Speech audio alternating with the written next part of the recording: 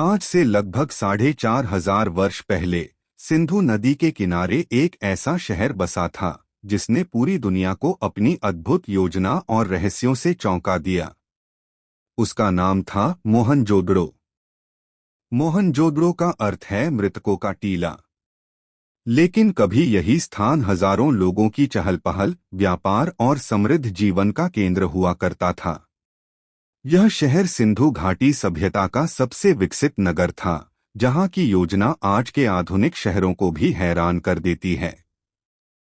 1922 में भारतीय पुरातत्वविद राखालदास बनर्जी ने इस प्राचीन शहर की खोज की। मिट्टी के नीचे दबी यह सभ्यता दुनिया के सामने फिर से जीवित हो उठी।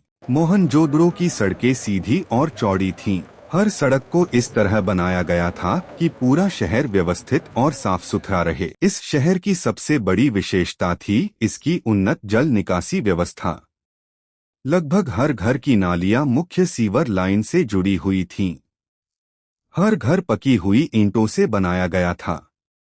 कई घर 2 मंजिला थे और उनमें आंगन, स्नानघर तथा अलग अलग कमरे बने हुए थे। हैरानी की बात यह है कि कई घरों में निजी कुएं भी थे। उस समय दुनिया की बहुत कम सभ्यताओं में ऐसी सुविधा मौजूद थी।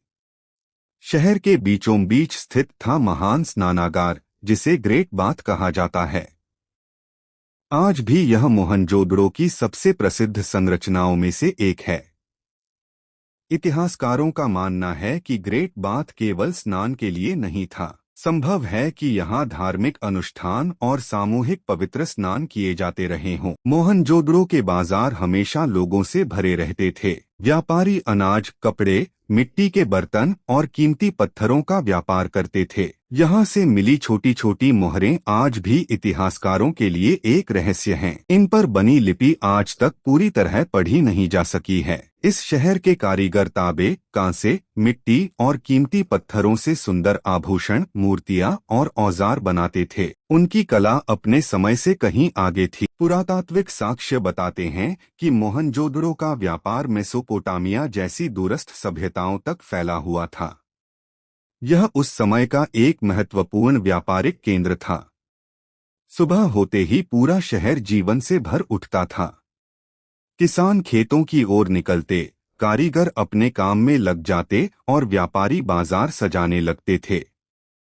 बच्चे गलियों में खेलते थे, महिलाएं घर और परिवार की देखभाल करती थीं, जबकि पुरुष खेती, व्यापार और निर्माण कार्यों में लगे रहते थे। विज्ञान और इंजीनियरिंग का एक जीवित प्रमाण है।